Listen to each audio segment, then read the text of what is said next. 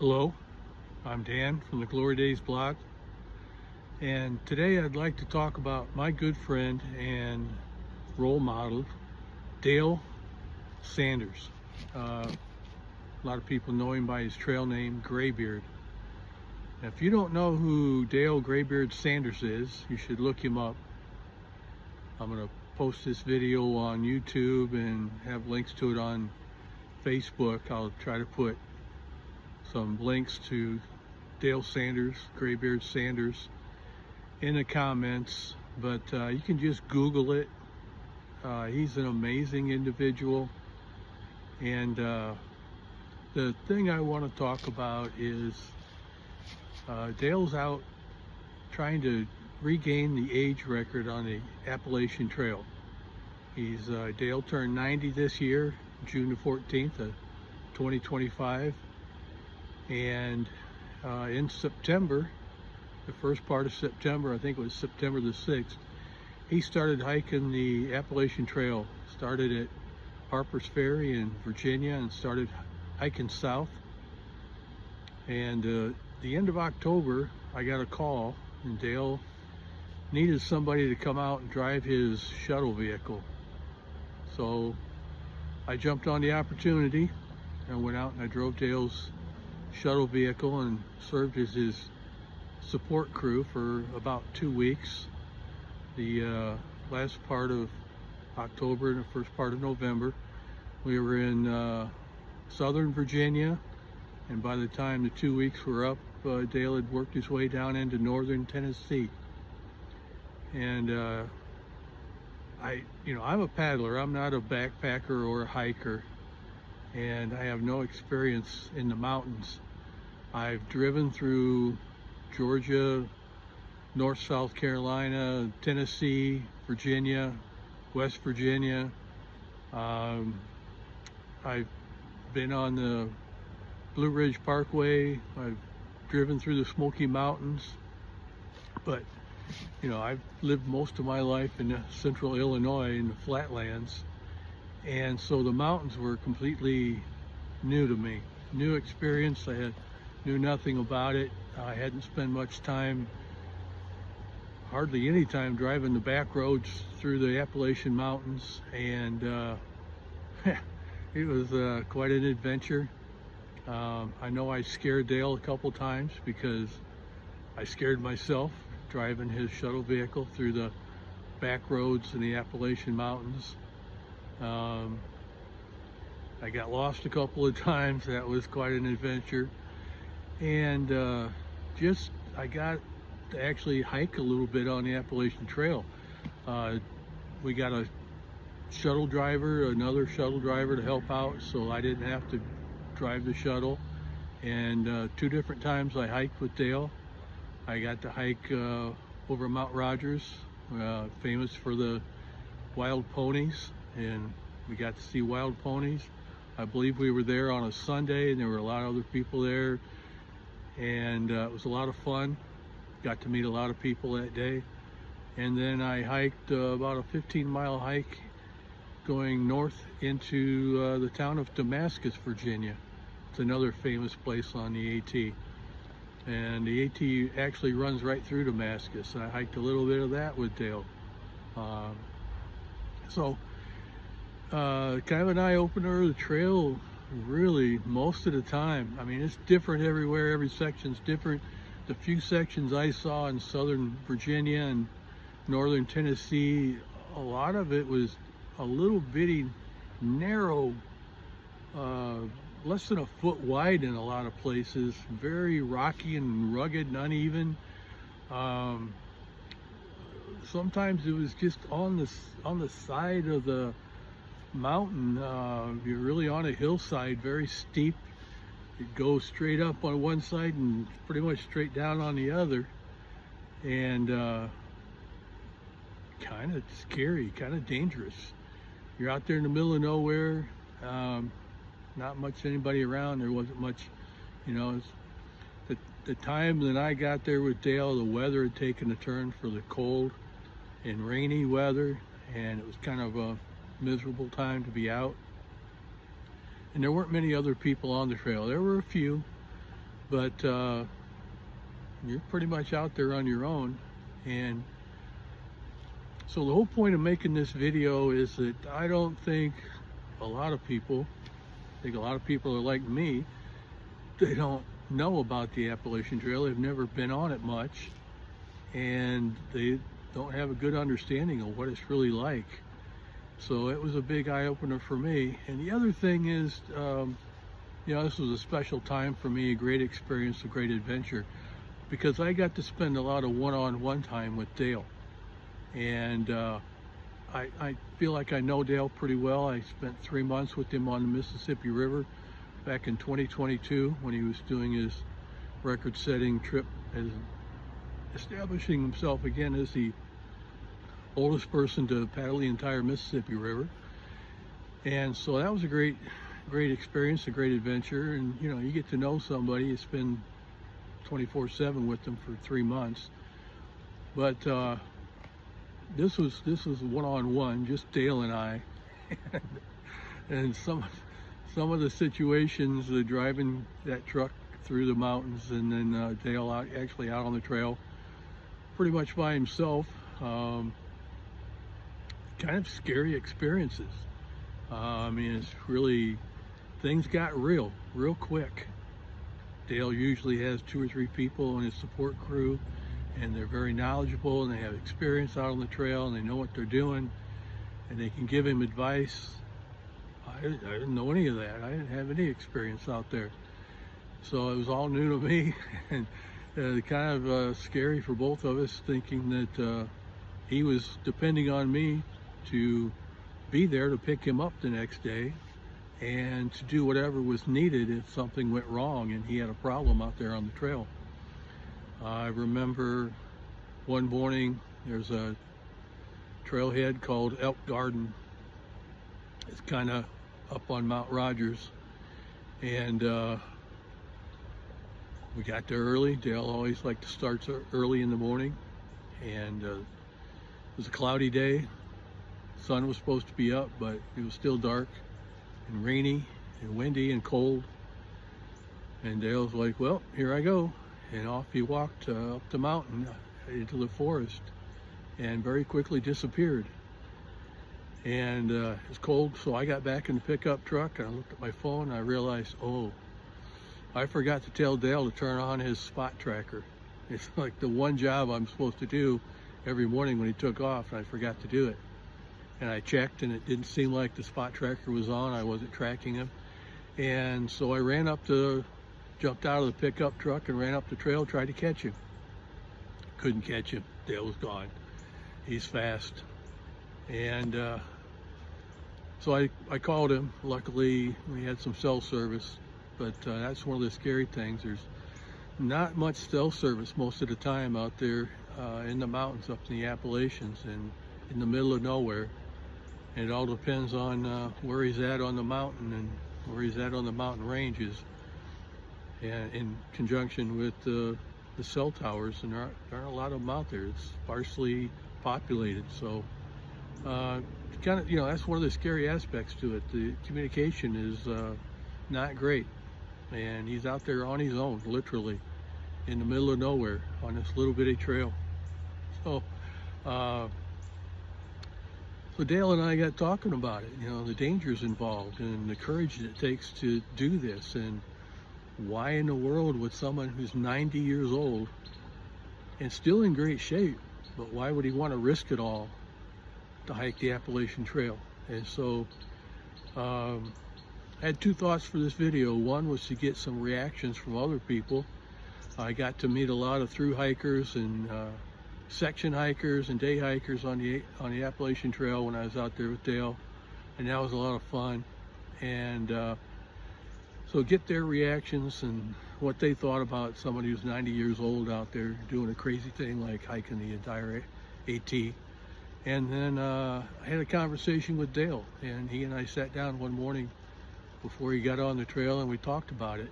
And I think it brought some clarity to me. It explained a little bit why would somebody want to do that. So without further ado, I want to start sharing some of those other videos from other people, their reactions, and then the conversation that Dale and I had and kind of explain this a little bit better. Oh, and the other reason I wanted to do this video is because I don't feel like Dale has gotten enough attention.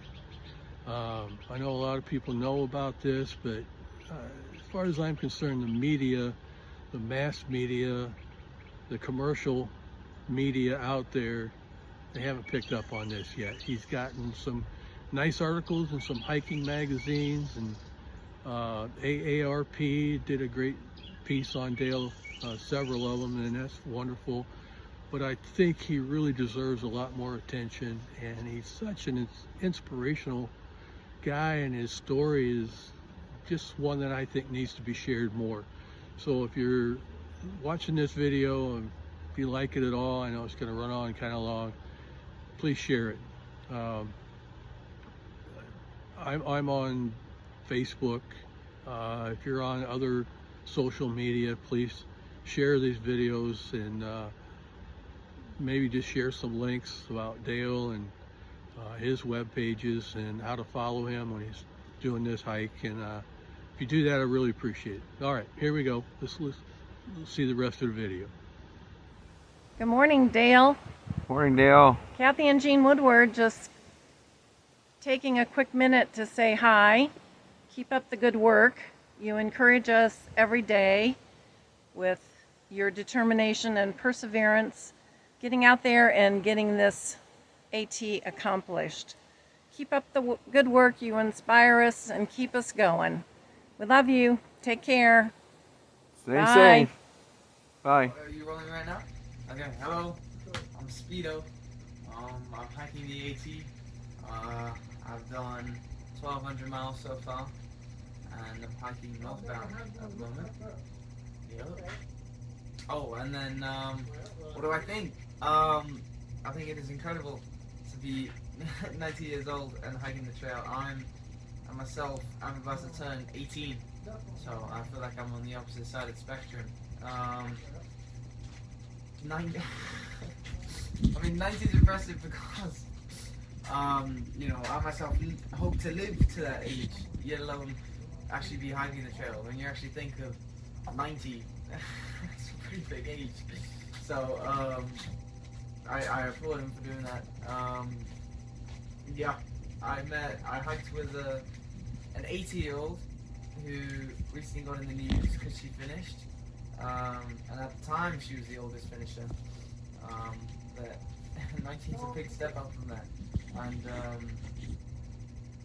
yeah, I mean, to have lived such a, you know, full life and then continue going is admirable, to be honest. So I hope I'm still walking like that when I'm 90, but I'm not sure if my knees can handle it. I think my knees have already had too many birthdays so far, and I'm not even 18, so we'll see. But yeah, that's pretty much it. Cool. Thank you. Yeah. Greetings. My name's Lisa, and I'm a hiker. And I had the great honor of meeting Greybeard the other day at Watauga Dam Trailhead for the AT. He's a 90-year-old man that's hiking the trail. Going to be the oldest through hiker, which I absolutely amazing. I mean, if you can walk and you can still hike, go for it. He's an inspiration to me. I'm 62 years old, and my dream is to at least do a lash. So, and just watching him bouncing off that trail and being so full of life and energy, it just shows me that I can do it too. So keep hiking. You can do it. Dale Greybeard Sanders. What do I think of a 90-year-old fella attempting to reclaim the record as the oldest person to hike the Appalachian Trail from start to finish? I think why not, and who better to do it? You might remember, Dale, that a buddy and I paddled with you, with Dan and Matt, as you set the record, as you reclaimed the record as the oldest person to paddle the Mississippi River from start to finish. Not only did I talk with you, but I was watching you. Dale, I watched how smooth you were, how strong you were, and how determined you were. I don't think those traits have faded in the last 3 years. You were 87 when you did that. Who'd have thought you could set that record at 87? Well, yep, you're 90 years old. You're 3 years older. You might have to slow down a little bit. It might take a little bit more time. Who cares? Set that goal. You've already set that goal. Just keep working towards that goal one step at a time. I want you to know that you might remember after we got done paddling, we were at the boat ramp in Lansing, how I recorded a short interview with my GoPro. And you need to know that I have shown that interview a number of times when I do nature photography programs. And I show it because I consider you an inspiration, Dale. You've caused me to, sometimes think, you know what, you can do what you set your mind to. Even if you might not feel prime condition, set your mind to it, set a goal, work towards that goal. You've become an inspiration to me and to many others.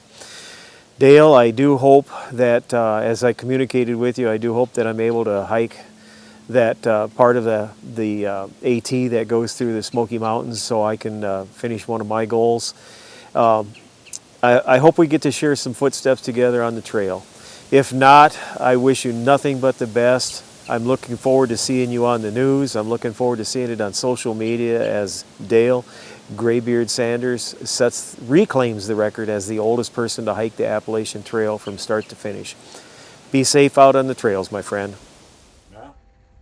Okay, hi, my name's Salt. Been hiking the trail since May 4th. I've been flip-flopping, and I met Greybeard and Nimble Will a month or so ago. I think the first time I run into him was at Woods Hole, maybe a little before that. But I've been seeing him every, couple of weeks. I take a day off, and then I run into him again. I think it's amazing what those guys are doing. I enjoy they're an inspiration. Their camaraderie and their effort to do this is just amazing. Well, my name's Swami. I'm Hot Dog. I'm from Louisville, Kentucky. I'm from the same place. And we just finished a section going through the Roan Highlands. Yeah. Very cool. It's beautiful. All right. So, obviously, I'm the shuttle driver for Greybeard.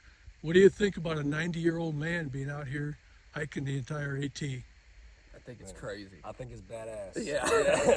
Crazy High highs and low badass. lows on the AT. Yeah, Yeah. I think it's remarkable too. Yeah. Yeah. To be 90 years old and hiking like that is, that's some crazy shit right there. Yeah. Well, a lot of us don't know what it's like out there on the AT. You guys have been out there. Is it easy, or you think it's hard for a 90-year-old guy to be doing that? I think it's hard for anybody to be doing it. Yeah, definitely not easy. Yeah. I think it's hard for anybody. With a pack, without a pack, it's not easy hiking, and to commit to doing it for 2,200 miles in a calendar year at the age of 90 is absolutely wild and remarkable. Yeah. Well, very, very good, guys. Thanks a lot. I appreciate it. Well, hello. And who do we have here today? This is Emoji, the trail angel for the AT in Tennessee. Very cool. How long have you been doing this trail angel stuff? For 6 years. Oh, that's pretty neat. So you get to meet a lot of thru hikers and backpackers? Oh, absolutely. Section hikers, through hikers, and day hikers, because I have a trunk full of food and drinks that I show no partiality. If you come in and you're thirsty, you can sit in my chairs and get a drink. Very cool. All right, so the question of the day is, what do you think about a 90-year-old man being out here hiking the entire AT? I think it's a miracle. Number one, that he's 90 years old and gets to be that physically able. And I had the blessing of being in his workshop at the ALDA gathering, Appalachian Long Distance Hikers Association gathering, and got to see him talk about his quest to get this title back for the oldest person to through hike the AT, and he was bouncing around in the classroom and just full of exuberance. He's exuberance, in the flesh, and he's hiking after the hurricane came through here in the south, and the trail complexion is totally different than it was a couple of years ago. And I know that he's through hiked it before and got that title, but this is a whole new trail now, and you know, he's got more courage than anybody I know, and I just, you know, thank God for his physical ability and his heart. He's got a huge heart and such a sense of humor and just a positive person, full of joy. And it's just been a blessing for me to meet him and have the opportunity to serve in some way and help him along the trail. Well, thank you for that emoji. And I can tell you, from myself and from Dale, we really appreciate what you do for everyone out here on the trail. So thanks a million. Thank you. All right, Stoney. I am Stoney. I'm a section hiker. I'm trying to finish up the AT. I do several hundred miles a year for the past 3 years. I've met Greybeard on and off for over the past month now. We keep running into each other. I think he's a great guy. Actually, I thought he was 80 years old, and then I was reminded like a week or so ago he's 90. I think he's a great guy, and I think he's an inspiration for more people to be outside, for the younger generations to get outside. Yeah, it's hard for me to even take a 0 day. I just like being out here, man. I'm addicted to this hike at this point. So, hoping to be in Springer by Christmas. And yeah, Greybeard's a great guy, man. Awesome. Yeah, and we wish you the best of luck and hope you can make it home for Christmas. We'll all be pulling for you. Thanks, Stoney. Thank you. All right, I'm here with Dale Sanders in the Base Camp on Wheels. I've been out here on the trail with Dale for the last 2 weeks. This is my last morning with Dale, and I wanted to do a little video and ask Dale a few questions. We've had time to talk over these last few days, and Dale asked me the other day, he said, "Dan, do you think I'm crazy doing this?" And I said, "No," but it got me thinking. I'm not sure that I understand 100% why Dale would be out here doing this, and I'm pretty sure that most people don't. These last 2 weeks I've come to understand a lot more about the risks and the dangers involved, and the courage that it's taken for Dale to do this, the determination, the perseverance. And so I just want to kind of ask Dale about what are some of the dangers, what are some of the risks that are going on out there on the trail day to day? Some of the risks going on day to day on the trail? Yeah. Well, it's about double what it would be if it was summer. Winter poses its own problems, and it's cold out there. And hiking alone, or even with someone, it's about the same thing, because if you, at midpoint, if something happens, you know, broken ankle, it could be hundreds of things.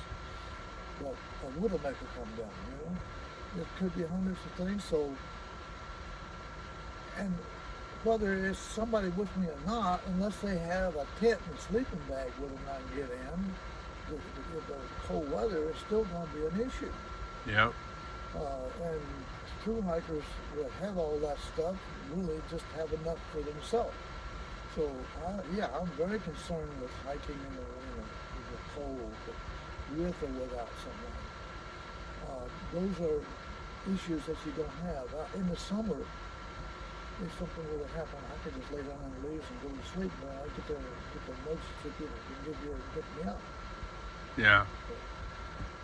So, what would drive a man at 90 years old to get out there on the trail and do this and take those risks? Well, it'd be nice to break Nimble Will's record, but yeah, there's one good thing. We have this thing going back and forth, but that's not the yeah, that's not the real issue. But the real reasons are really, it's pretty much complicated. It goes way back to my childhood. I was bullied in junior high school. It's a lengthy answer, but to make a long story short, I like competition, and I tend to do things that I can do because of my, I was a smaller person, and I got involved in physical activities a lot, because I didn't do very well in high school for scholastics, but I did end up later getting a couple college degrees, but in high school I didn't. And so I developed this attitude about if I can do something physical well, I'll be accepted. And it's still with me today. If I can do the Appalachian Trail, I'll be accepted by whatever group that is. And certainly the hikers are one of those groups. Yeah. There's another reason too. When I turned, after I retired, 2002, I started doing a lot of adventures, a lot of whitewater canoeing and traveling around the U.S. states, and finally I figured I got to do something different. I was a river guide for a long time. I was a river for the Conservancy. But and I said, I found out by accident that Gerlin Kruger, of all people, was the oldest person to paddle the Mississippi River. So they made a big deal out of that, 78. So I said, well, I'm turning 80 next year, so I planned a trip to paddle the Mississippi River to get that age record. Yeah. It got accepted very well. And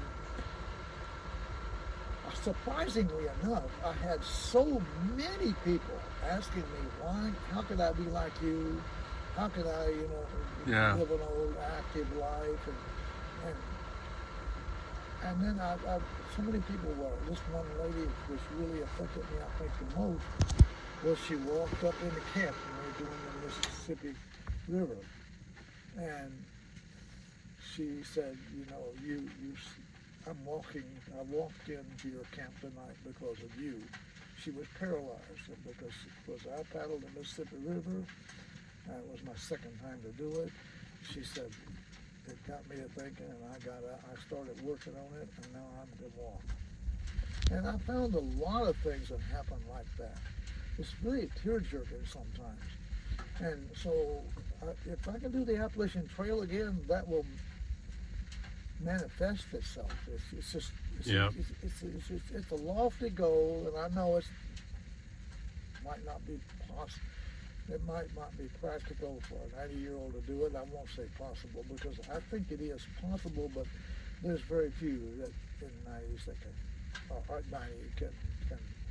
take this type of punishment daily. It's hard, man. This is not easy. Yeah. Well, I got to experience a little bit of that. A couple days I got to hike with you, and my body is still hurting a little bit, and that was 3 days ago when we did that 15-mile hike into Damascus. So it's a grind. It's demanding and it's hard.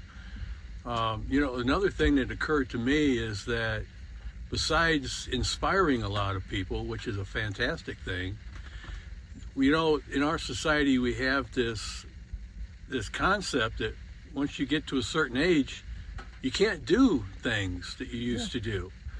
And I think you're breaking down that stereotype. I would like to break that stereotype. Yeah.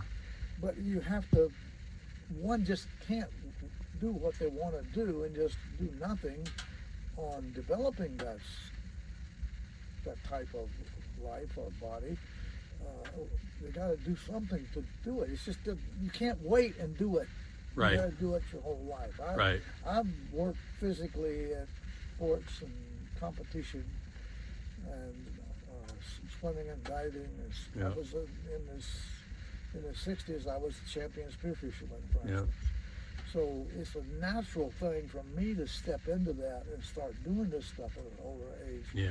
Where if you don't stay active outside, that's right, it's going to be really hard to do it. Yep. So staying active, I think, is number one. Absolutely. And that outside, I'm not knocking the gym, but you got to get outside. Yeah.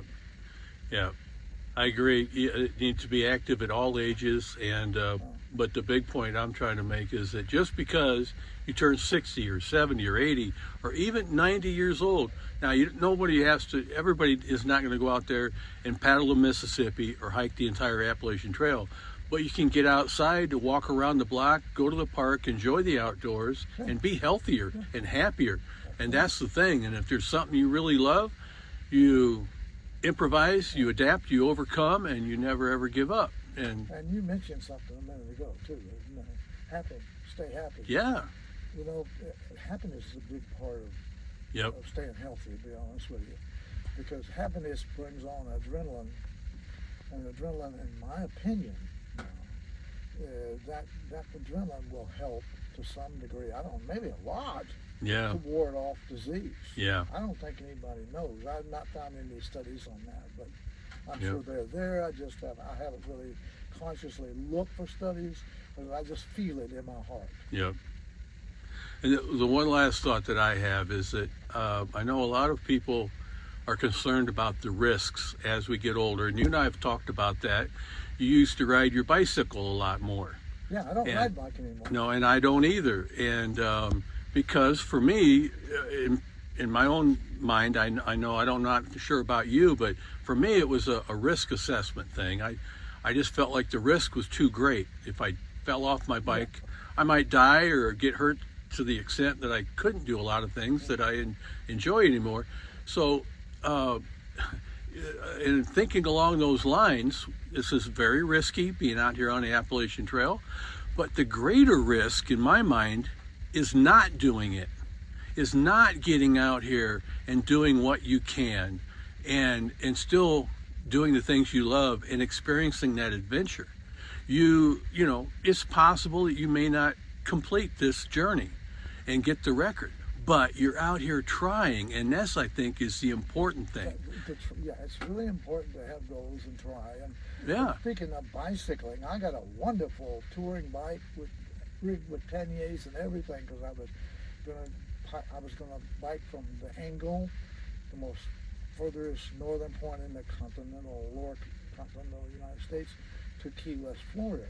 But I got scared to a point where I was already in my 80s, and I said, Yeah. if I go down, whether a car hits me or what, I go down for any reason, I'm probably going to break something at this age. Yeah. And it's going to take forever to heal. Yeah. So that's what I just can't bike anymore. Yeah. But I can hike That's right. and I can boat. And Yep. those are the two that I've been concentrating on. Yep. Yep. Yes, that's the thing. One of the lessons I learned as a special needs bus driver, they said, don't concentrate on the things you can't do. We concentrate on what you can do, and that's what you're doing. That's exactly what I'm Yeah, doing. that's fantastic. Well, thanks, Dale. I know you got to get going here. Well, there's one other thing now. Okay. You hit on two of the things that I say in my 3+1. Yep. And the +1 is the right kind of food intake. Yep. And the second, third of the +3, or the 3+1 is a good quality spiritual life. Yes. It's really, really important to have that. And if you want to be truly happy, that's part of the equation. Absolutely. Well, thanks, Dale. I appreciate you taking this time, and wish you all the best. And it's getting daylight out, so Yep. I'm going to hit the trail with spot. All right.